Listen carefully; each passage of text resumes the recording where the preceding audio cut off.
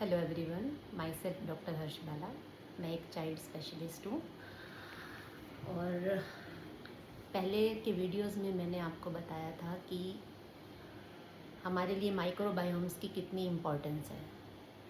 वो आप पहले के वीडियोस में जाके चेक कर सकते हैं। आज का टॉपिक है कि इन माइक्रोबायोम्स को बढ़ाने के लिए हम क्या क्या कर सकते हैं, क्योंकि ये बढ़ेंगे तभी तो बेनिफिट देंगे हमें।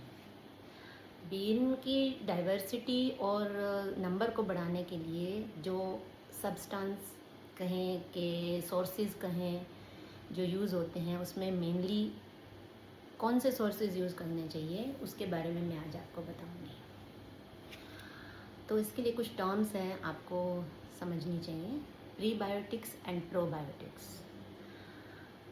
अब अगर माइक्रो ऑर्गेनिजम्स या गट माइक्रोबायोम हमें बढ़ाने हैं तो सबसे पहले या तो उसका सोर्स बढ़ाना चाहिए, तो उसका नंबर बढ़ेगा, या फिर उनका जो नरिशमेंट है, उनका खाना है, वो बढ़ाना चाहिए तो वो बढ़ सकते हैं। या फिर जो है जो उनको किल करते हैं उन ऑर्गेनिजम्स को, उनको हमें अवॉइड करना चाहिए। तो 3 तरीके से हम गट माइक्रोबायोम को बढ़ा सकते हैं। तो पहला जो होता है उसे बोलते हैं प्रोबायोटिक्स। प्रोबायोटिक्स होते हैं ऐसे सोर्सेज जिनसे हमें लाइव बैक्टीरिया या ईस्ट, इस टाइप के ऑर्गेनिजम्स लाइव मिलते हैं, तो उससे डायरेक्टली नंबर इंक्रीज हो जाता है। सेकंड होते हैं प्रीबायोटिक्स। प्रीबायोटिक्स मीन्स जो उनका खाना होते हैं वो हेल्दी ऑर्गेनिजम्स का। तो प्रीबायोटिक्स अगर हम देते हैं, उन्हें खाना मिलता है, नरिश होते हैं, वो मल्टीप्लाई करते हैं। और तीसरे होते हैं इनहिबिटर्स, जो उनको इनहिबिट करते हैं, तो वो हमें अवॉइड करने चाहिए। वो मैं आगे के वीडियो में बताऊंगी आपको। तो प्रोबायोटिक्स सबसे पहले हम लेते हैं। प्रोबायोटिक्स जिसमें लाइव बैक्टीरिया होते हैं, उसके सोर्सेज क्या हैं, उसमें हम क्या ले सकते हैं। देखिए, बहुत इजीली वो आपको मिल जाते हैं आपके घर में, किचन में। जैसे दही है, छाछ है, फिर कांजी है, कीफ़र। कीफ़र एक टाइप की दही होती है जिसमें लैक्टोबेसिलाई के अलावा ईस्ट भी होता है, तो वो ज़्यादा बेनिफिशियल होता है। इसके अलावा घर के पिकल्स, अचार हैं, चटनी है, फर्मेंटेड फूड्स हैं, स्प्राउटेड लेग्यूम्स हैं, दालें हैं। और फर्मेंटेड में तो जैसे इडली है, डोसा है, ढोकला है, ये सब भी फर्मेंटेड फूड्स में आते हैं। और इनमें सब में लाइव बैक्टीरिया होते हैं। सार्क्रोट बोलते हैं, एक सार्क्रोट होता है, कैबेज को फर्मेंट करके बनाया जाता है। बहुत अच्छा सोर्स है विटामिन सी का, और प्रोबायोटिक भी है ये। और किमची, किमची भी एक टाइप की सैलेड होती है, फर्मेंटेड सैलेड, जिसमें कैबेज के अलावा दूसरी चीज़ें, गाजर, मूली, वो सब भी यूज़ किया जाता है, लेटूस, वो सब भी यूज़ किए जाते हैं। तो एक ये तरीका है प्रोबायोटिक्स लेने, यूज़ करने का। प्रोबायोटिक्स का नुकसान क्या है? कोई नुकसान तो नहीं है, लेकिन ये बहुत ज़्यादा हीट सेंसिटिव होते हैं। लाइव बैक्टीरिया है तो हीट सेंसिटिव होंगे। जैसे आपने इडली बनाई, डोसा बनाया, तो उसमें वो कुछ तो उसमें किल हो जाते हैं, तो उनका अमाउंट कम रह जाता है। दूसरा, ये स्टमक पीएच, स्टमक में जो एसिड होता है उसको टॉलरेट नहीं कर सकते, तो कुछ किल हो जाते हैं, और कुछ जो बचते हैं टॉलरेट कर लेते हैं, वही हमारी आंत में नीचे जाते हैं। अब बैक्टीरिया जो माइक्रोबायोमा है वो तो हमारे बड़ी आंत में है, वहाँ तक तो पहुँचना पड़ेगा, तभी तो वो हेल्प करेंगे। तीसरा है, इनकी शेल्फ लाइफ बहुत कम होती है, क्योंकि मान लो अब आपने दही फ्रेश जमाई, तो उसमें जो बैक्टीरिया होते हैं तो वो 2 दिन पड़ी रहेगी, तो उसमें धीरे धीरे वो बैक्टीरिया कम होने लगते हैं। इनकी शेल्फ लाइफ बहुत कम होती है। तो इसलिए प्रोबायोटिक्स तो यूज़ करने चाहिए, लेकिन उसको एनहांस करने के लिए प्रीबायोटिक्स भी यूज़ करने चाहिए। अब ये प्रीबायोटिक्स क्या है? प्रीबायोटिक्स अनडाइजेस्टेबल फाइबर्स होते हैं। अनडाइजेस्टेबल फाइबर मतलब ऐसे रेशे वाली चीज़ें, या ऐसे रेशे या फाइबर जो हमारी बॉडी डाइजेस्ट नहीं कर सकती। तो हमारी बॉडी डाइजेस्ट नहीं करती है, तो वो स्टमक से भी पास हो जाते हैं, छोटी आंत से भी पास हो जाते हैं, फिर वो बड़ी आंत में जाते हैं और इन ऑर्गेनिजम्स का खाना बनते हैं।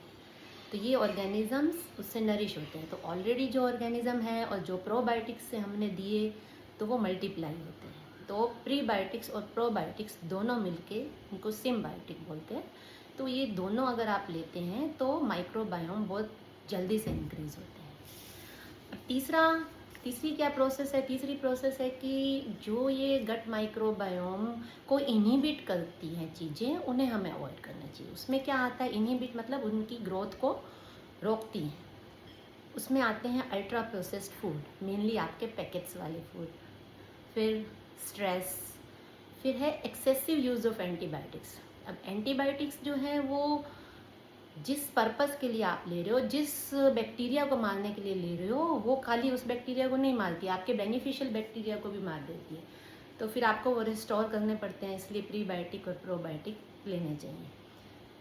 फिर आर्टिफिशियल स्वीटनर्स इवन जो नॉन कैलोरिक स्वीटनर्स हैं, सैकरीन, एस्पार्टेम, उन सब में भी ऐसा पाया गया है कि वो सब भी जो है इन माइक्रो ऑर्गेनिजम्स को इनहिबिट करते हैं। फिर आपकी रिफाइंड शुगर्स हैं, फिर सिंथेटिक इमल्सीफायर्स जो पैकेट्स में यूज़ होते हैं।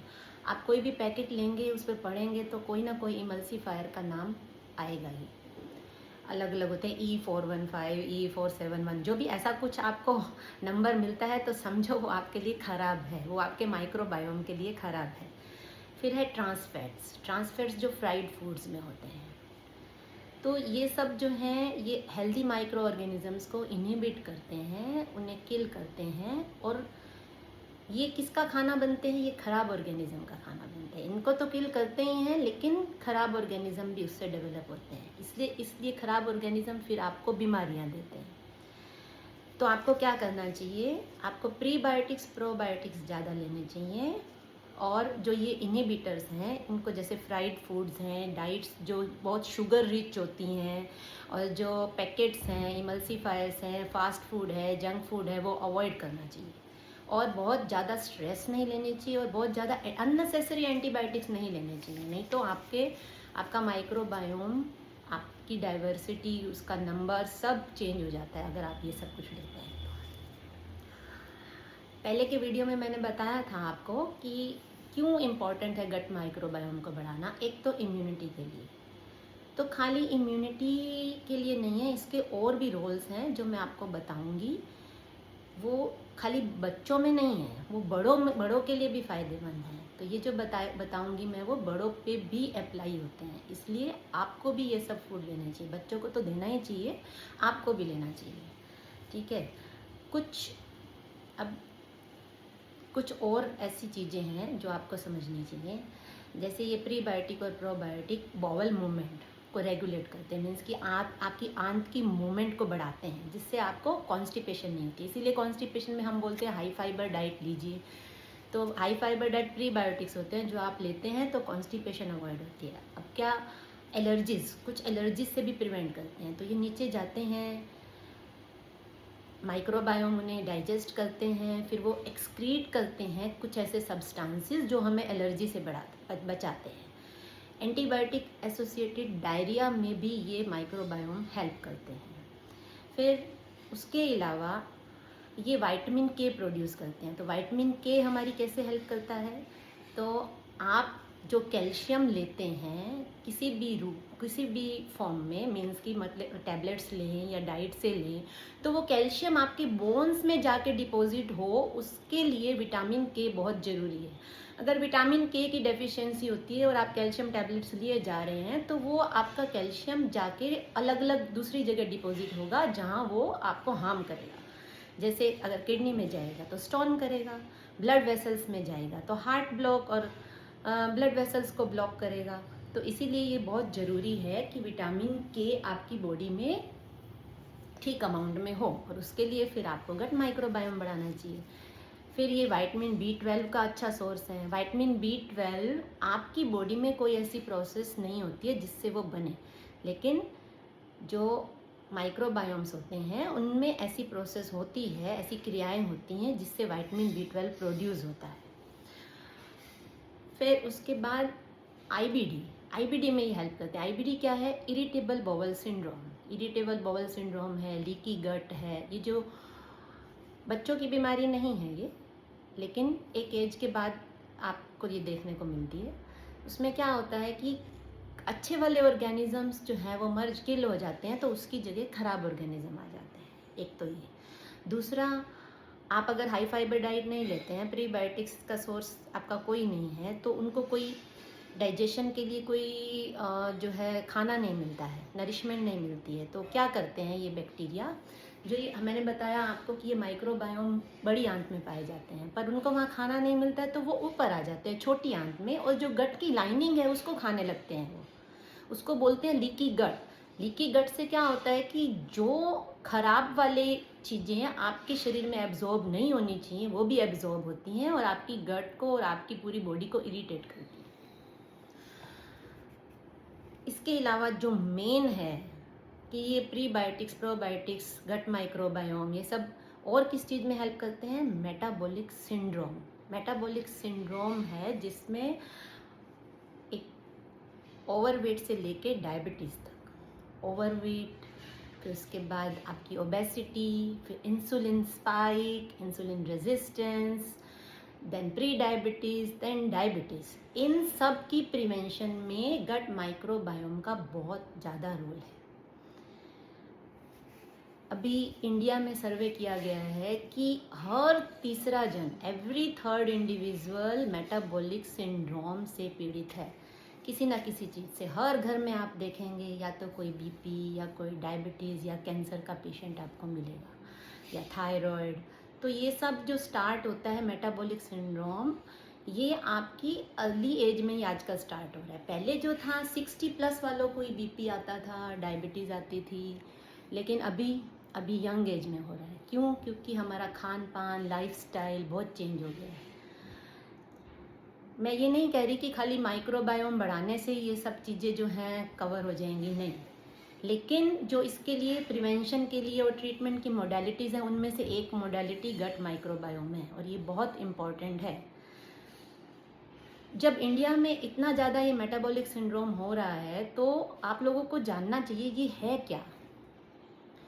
इसके लिए आपको खाली साइंस का स्टूडेंट होना या डॉक्टर होना ज़रूरी नहीं है। अपने शरीर को हर एक को जानना चाहिए। और भी तो चीज़ों की नॉलेज नहीं होती है तो आप लोग चैट जीपीटी और गूगल से लेते हैं। तो अभी इंडिया में ये मेटाबॉलिक सिंड्रोम इतना बढ़ रहा है तो फिर हमें जानना चाहिए कि ये है क्या, क्योंकि हम जब तक डॉक्टर के पास पहुंचते हैं तब तक तो काम हो चुका होता है। अब आप डायबिटीज़ लेके डॉक्टर के पास जाएंगे तो वो तो बेचारा दवाई चालू करेगा ना।